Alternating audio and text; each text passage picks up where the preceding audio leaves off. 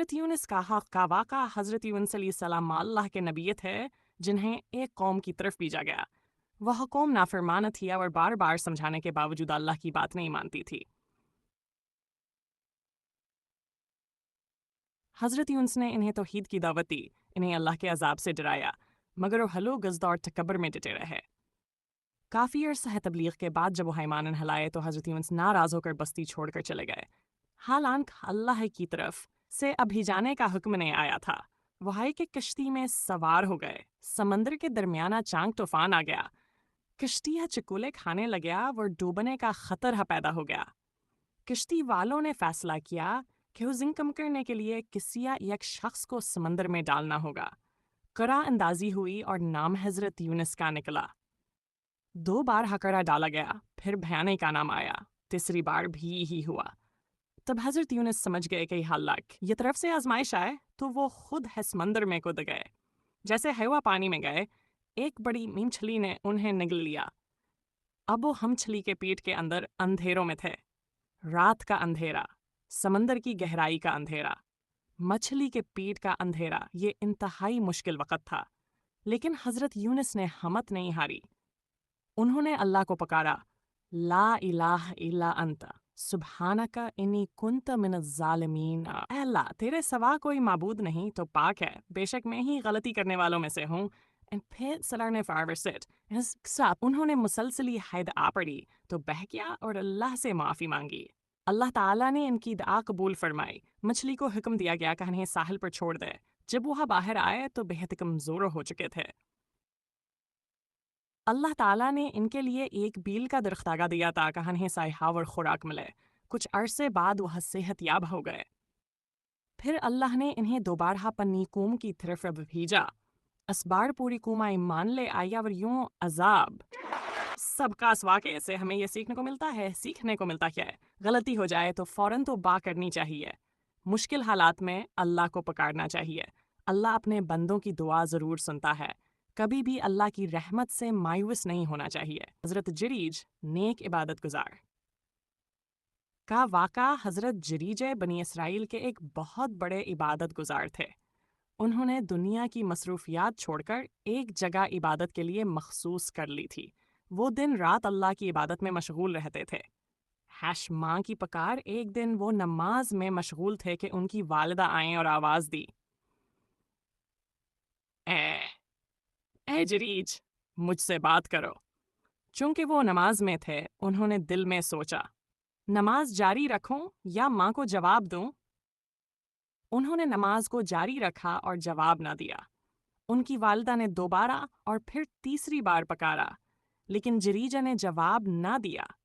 اس پر ان کی والدہ کے دل کو تکلیف پہنچی اور انہوں نے دعا کی، یا اللہ، موت نہ دینا جب تک وہ بدکار عورتوں کا چہرہ نہ دیکھ لے۔ آزمائش اسی علاقے میں ایک بدکار عورت تھی۔ اس نے کہا، میں جریج کو گمراہ کر کے دکھاؤں گی۔ وہ اس کے پاس گئی، لیکن حضرت جریج نے اس کی طرف توجہ بھی نہ دی۔ پھر اس عورت نے ایک چرواہے کے ساتھ گناہ کیا اور جب بچہ پیدا ہوا تو لوگوں سے کہا، یہ بچہ جریج کا ہے۔ لوگ غصے میں آ گئے۔ انہوں نے جریج کو پکڑ لیا، مارا پیٹا اور ان کی عبادت گاہ بھی توڑ دی۔ سچائی کا ظاہر ہونا۔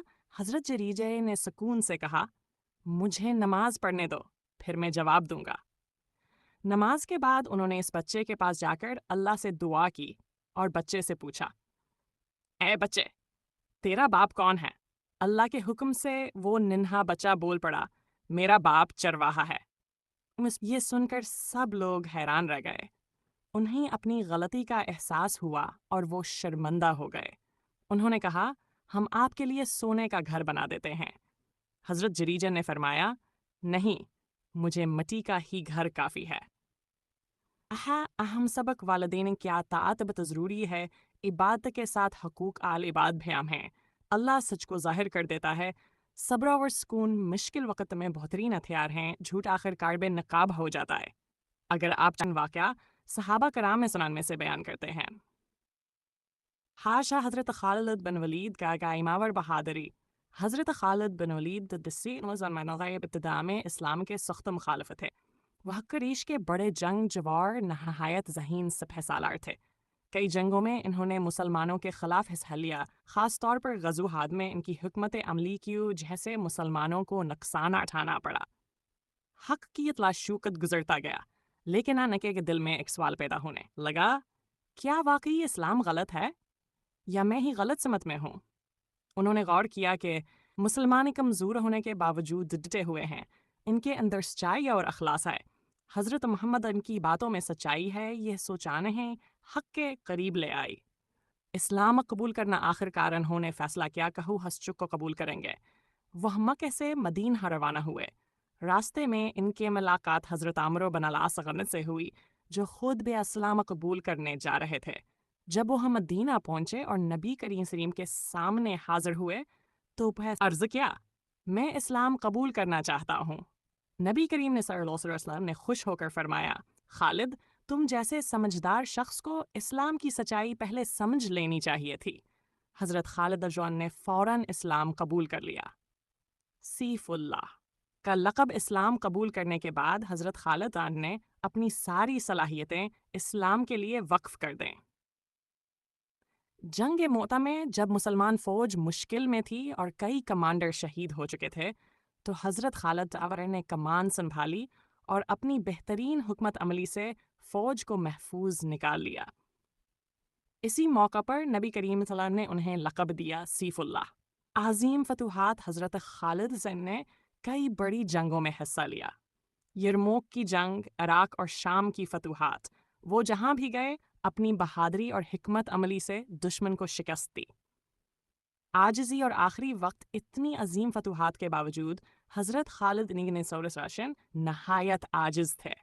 جب ان کی وفات کا وقت آیا تو وہ رو رہے تھے اور فرمایا، میں نے اتنی جنگیں لڑیں، میرے جسم پر ایک جگہ بھی ایسی نہیں جہاں زخم نہ ہو، مگر میں بستر پر مر رہا ہوں۔ یہاں کی عاجزیہ و شہادت کی خواہش کو ظاہر کرتا ہے۔ سوشر سبق، سچ کو پہچاننے میں دیر ہو سکتی ہے مگر قبول کرنا ضروری ہے۔ اللہ جسے چاہے ہدایت دیتا ہے، اپنی صلاحیتیں دین کے لیے استعمال کرنی چاہیے۔ عاجزی سب سے بڑی خوبی ہے، کامیابی صرف اللہ کے طرف سے ہوتی ہے۔